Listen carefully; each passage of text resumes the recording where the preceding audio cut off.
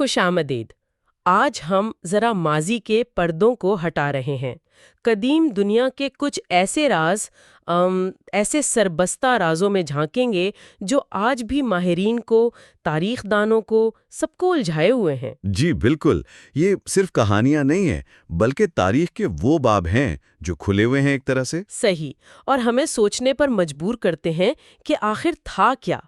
اچھا، جو معلومات ہم آپ سے شیئر کر رہے ہیں وہ بنیادی طور پر ہسٹورک مسٹریز کے ایک مضمون پر مبنی ہیں۔ جی، اور ہمارا مقصد صرف یہ بتانا نہیں کہ کیا راز ہیں، بلکہ ان میں جو اشارے ہیں، جو اہمیت ہے، جو سوالات ہیں نا، ان کو سمجھنا ہے۔ بالکل، ان پر غور کرنا کہ یہ ہمیں کیا بتاتے ہیں۔ تو آئیے چلتے ہیں اس دلچسپ سفر پر۔ صحرا، دلدل، پر اسرار پتھر، سب کچھ ہے آج۔ پہلا پڑاؤ ہے اردن، مشہور شہر پیٹرا۔ ہاں، پیٹرا۔ جی، خلابی سرخ چٹانوں کو تراش کر بنایا گیا شہر اپنی شان و شوکت کے لیے مشہور ہے۔ بالکل ایک عجوبہ ہے وہ۔ لوگ اسے اکثر ایک قدیم تجارتی مرکز سمجھتے ہیں یا پھر اس کے طرز تعمیر کی تعریف کرتے ہیں، لیکن اس کی تاریخ میں ایک واقعہ چھپا ہوا ہے جس کا ذکر کم ہوتا ہے، ایک تباہ کن سیلاب۔ جی ہاں، اور یہ سیلاب والی بات بہت دلچسپ ہے۔ دیکھیں، پیٹرا کی وادیاں جو ہیں وہ تو ہیں گہری سرخ یا گلابی چٹانوں کی، جی، لیکن کچھ جگہوں پر، خاص طور پر وادی کے نچلے حصوں میں، حیرانی کی بات ہے کہ سفید ریت ملی ہے، بہت موٹی تہیں ہیں۔ سفید ریت؟ وہاں تو سرخ چٹانیں ہیں۔ جی، یہی تو بات ہے۔ یہ ریت وہاں کی مقامی چٹانوں سے بالکل الگ ہے، مطلب یہ کہیں اور سے آئی ہے، بہت بڑی مقدار میں پانی کے ساتھ بہہ کر یہاں پہنچی ہے۔ اوہو، تو یہ صرف بارش کا پانی نہیں تھا، مطلب باقاعدہ کوئی بڑا سیلاب؟ بالکل، یہ کوئی معمولی سیلاب نہیں لگتا، یہ ایک شدید تباہ کن قسم کے سیلابی ریلے کا ثبوت ہے۔ ہو سکتا ہے پوری وادی میں پھیل گیا ہو۔ ہاں، اس دریافت نے نا پیٹرا کے بارے میں ہمارے تصور کو تھوڑا سا بدلا ہے۔ ہم اکثر نباتینی تہذیب کی انجینئرنگ کی تعریف کرتے ہیں، خاص طور پر ان کے پانی کے نظام کی۔ ہاں، وہ تو کمال کا تھا۔ جی، لیکن یہ سفید ریت اشارہ کرتی ہے کہ شاید وہ بھی فطرت کی طاقت کے سامنے کبھی کبھی بے بس ہو جاتے تھے۔ یہ واقعی سوچنے والی بات ہے۔ اچھا، تو کیا اس سیلاب کا پیٹرا کے زوال سے کوئی تعلق ہو سکتا ہے؟ عام طور پر تو ہم سنتے ہیں کہ تجارتی راستے بدل گئے یا زلزلے آئے۔ یہ ایک اہم سوال ہے اور اب اس پر تحقیق ہو بھی رہی ہے۔ ممکن ہے کہ اتنے بڑے سیلاب نے شہر کے بنیادی ڈھانچے کو، پانی کے ذخائر کو، زرعی زمین کو شدید نقصان پہنچایا ہو، جس سے پھر اس کا زوال تیز ہو گیا ہو۔ یہ بھی ممکن ہے کہ اس آفت نے لوگوں کے حوصلے پست کر دیے ہوں۔ تو یہ سفید ریت صرف ایک عارضیاتی چیز نہیں ہے، بلکہ یہ پیٹرا کی تاریخ کے ایک بہت ڈرامائی باب کی خاموش گواہ ہے۔ صحیح، یعنی قدرتی آفات کے بھی کردار تھا۔ بالکل، انسانی فیصلوں کے ساتھ ساتھ۔ اچھا، پیٹرا کی خشک وادیوں سے اب نکلتے ہیں اور چلتے ہیں آئرلینڈ کی نم دلدلی زمینوں کی طرف۔ اوہ، باگ باڈیز کی دنیا۔ جی ہاں، یہاں وسطی آئرلینڈ کی ایک دلدل سے اولڈ کروگن مین نامی ایک قدیم انسانی جسم کے حصے ملے، اور حیرانی کی بات یہ کہ ہزاروں سال پرانے ہونے کے باوجود یہ بہت اچھی حالت میں تھے، خاص طور پر ہاتھ اور دھڑ کا اوپری حصہ۔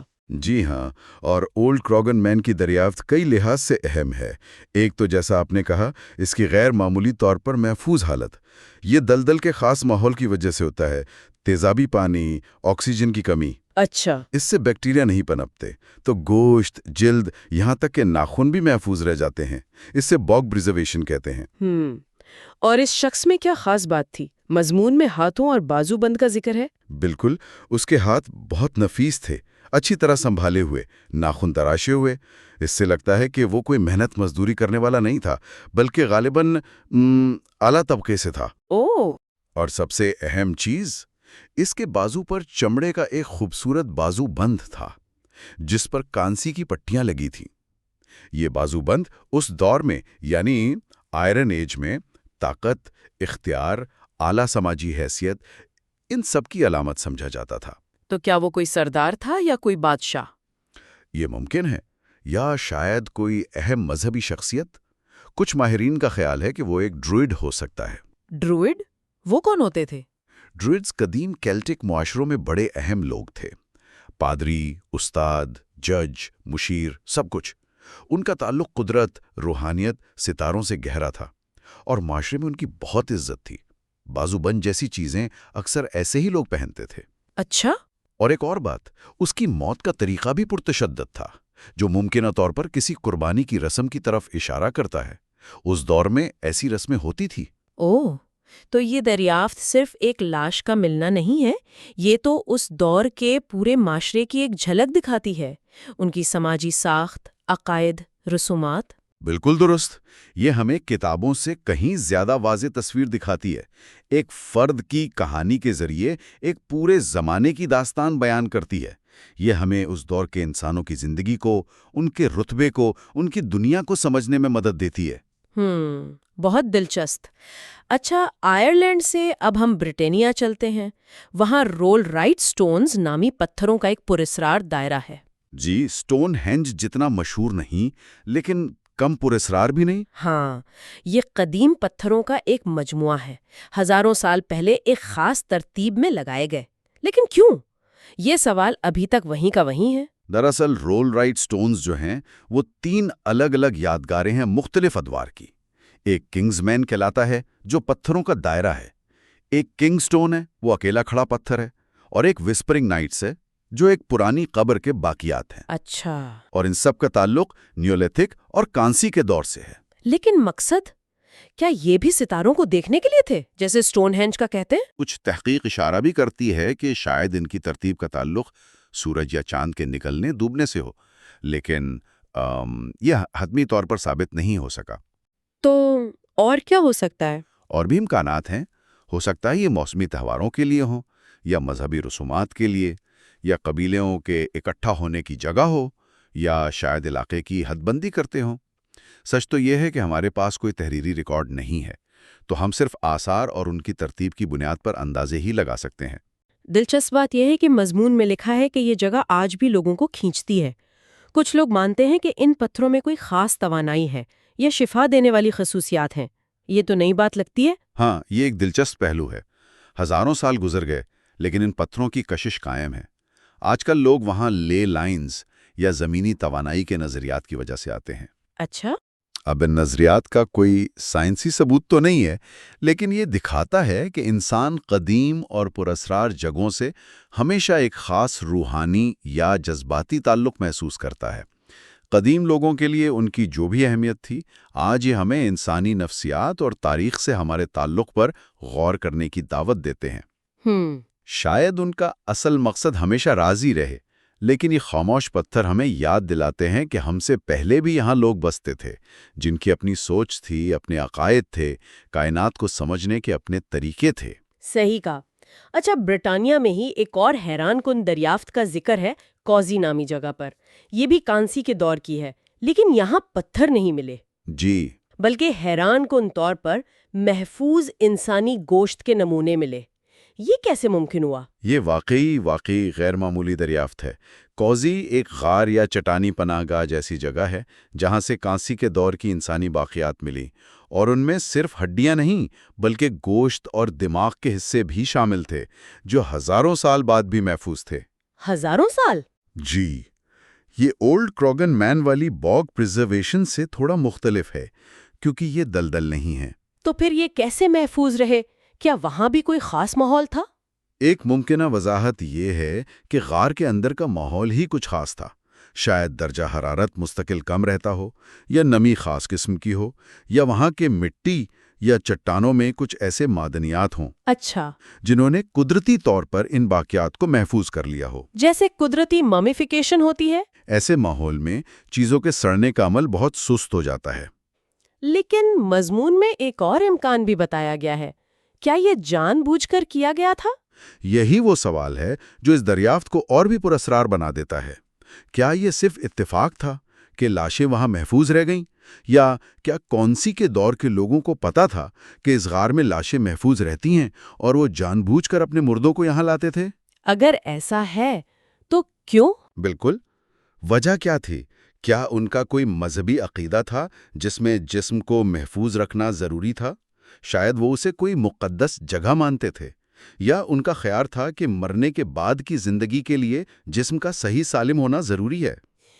یہ تو بالکل مختلف بات ہو گئی۔ مطلب یہ صرف آثار قدیمہ کی دریافت نہیں، بلکہ قدیم عقائد اور رسومات کو سمجھنے کا ایک ذریعہ بھی ہو سکتی ہے۔ جی بالکل، اگر یہ جان بوجھ کر کیا گیا تھا تو یہ ہمیں کونسی کے دور کے لوگوں کی موت اور اس کے بعد کی زندگی کے بارے میں ان کے تصورات کے بارے میں بہت کچھ بتا سکتا ہے۔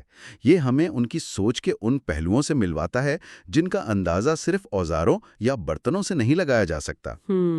کونسی کی دریافت ہمیں یاد دلاتی ہے کہ قدیم انسانوں کی زندگیاں صرف زندہ رہنے کی جدوجہد نہیں تھی، بلکہ ان کے پیچیدہ روحانی اور سماجی نظام بھی تھے جن کے بارے میں ہم ابھی بہت کم جانتے ہیں۔ اور آخر میں ایک ایسا معمہ جس نے صدیوں سے کہانیوں کو، آرٹ کو، مہم جوئی کو متاثر کیا ہے، ہولی گریل۔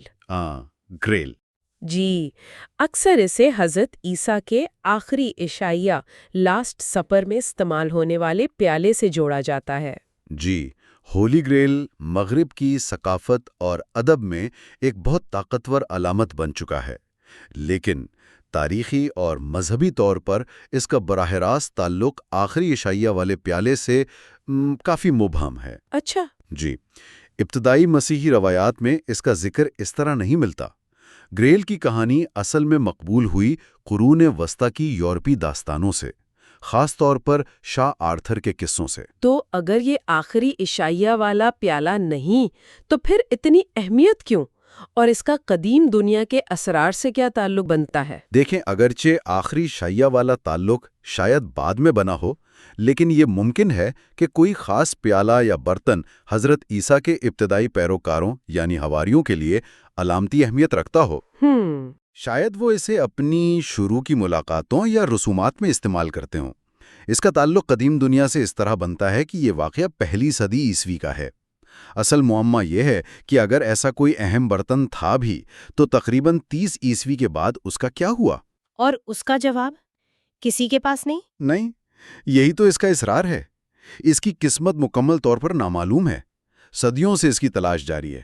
ان گنت افسانے، قیاس آرائیاں، یہاں تک کہ اصلی مہم جوئی بھی ہوئی ہے۔ اچھا۔ کچھ روایات کہتی ہیں کہ وہ برطانیہ لایا گیا، کچھ کہتی ہیں اسپین میں ہے، کچھ کہتی ہیں مشرق وسطی میں کہیں چھپا ہے، لیکن کوئی ٹھوس ثبوت آج تک نہیں ملا۔ تو ہولی گریل کی کہانی اصل میں کسی حقیقی چیز سے زیادہ ایک تصور یا علامت کی کھوج بن گئی ہے؟ بالکل۔ اگر ہم اسے وسیع تناظر میں دیکھیں تو ہولی گریل کی یہ جو کبھی نہ ختم ہونے والی تلاش ہے، یہ انسانی تاریخ میں مقدس آثار ریلکس کی اہمیت، ان سے جڑی عقیدت اور گمشدہ علم یا روحانی سچائی کی کھوج کی ایک طاقتور علامت ہے۔ یہ اس انسانی خواہش کو دکھاتی ہے کہ ہم اپنے ماضی سے، خاص طور پر روحانی یا معجزاتی ماضی سے، کوئی ٹھوس تعلق جوڑ سکیں۔ چاہے گریل خود ایک تاریخی حقیقت ہو یا نہ ہو، اس کی کہانی ہمیں انسانی عقائد، امیدوں اور رازوں کی تلاش کی لازوال جستجو کے بارے میں بہت کچھ سکھاتی ہے۔ تو آج ہم نے پیٹرا کے سیلاب کی گواہ سفید ریت سے بات شروع کی، پھر اولڈ کراگن مین کی سماجی حیثیت کو دیکھا، رول رائٹ سٹونز کا نامعلوم مقصد، کوسی کی وہ پراسرار طور پر محفوظ لاشیں، اور آخر میں ہولی گریل کی یہ ناختم ہونے والی تلاش۔ قدیم دنیا کے چند بہت ہی دلچسپ اور پیچیدہ اسرار پر بات کی۔ جی، ان سب باتوں کا کیا مطلب نکلتا ہے؟ یہی کہ یہ کہانیاں ہمیں صرف ماضی کے واقعات نہیں سناتی، بلکہ یہ یاد دلاتی ہیں کہ تاریخ کتنی تہ در تہ ہے اور اکثر ہماری سمجھ سے باہر ہے۔ بالکل۔ جدید ٹیکنالوجی اور سائنسی طریقوں کے باوجود ماضی آج بھی اپنے سینے میں ان گنت راز چھپائے ہوئے ہے۔ صحیح۔ اور یہ مثالیں واضح کرتی ہیں کہ ماضی کے بارے میں ہمارا علم مسلسل بدل رہا ہے۔ ہر نئی دریافت، جیسے پیٹرا کی ریت یا کوسی کی لاشیں، پرانے نظریات کو چیلنج کرتی ہیں اور نئے سوالات کھڑے کرتی ہیں۔ بالکل۔ یہ ہمیں دکھاتا ہے کہ تاریخ کوئی بند کتاب نہیں ہے، یہ ایک جاری تحقیق ہے جس میں ابھی بہت کچھ دریافت ہونا باقی ہے۔ یہ اصرار ہمیں مجبور کرتے ہیں کہ ہم انسانی تاریخ کے مختلف ادوار کو صرف واقعات اور تاریخوں کے طور پر نہ دیکھیں، بلکہ ان تہذیبوں کے عقائد، ان کی سماجی زندگی، ان کی کامیابیوں اور ناکامیوں کو گہرائی میں سمجھنے کی کوشش کریں۔ جی۔ یہ ہمیں یاد دلاتے ہیں کہ ہم اپنے ماضی سے جڑے ہوئے ہیں، اور اس ماضی کو سمجھنا دراصل خود کو سمجھنے کی ہی ایک کوشش ہے۔ اور جاتے جاتے سننے والوں کے لیے ایک سوال چھوڑ جاتے ہیں۔ ان قدیم رازوں میں سے کون سا آپ کے تجسس کو سب سے زیادہ ابھارتا ہے اور کیوں؟ اور کیا آپ کو لگتا ہے کہ ہزاروں سال پہلے کے کچھ عقائد، کچھ رسومات یا سوچ کے انداز آج بھی شاید کسی بدلی ہوئی شکل میں ہماری جدید دنیا میں زندہ ہیں؟ یہ ایک گہرا سوال ہے۔ جی، اس گہری اور دلچسپ گفتگو کے لیے آپ کا بہت شکریہ۔ کھوج جاری رکھیں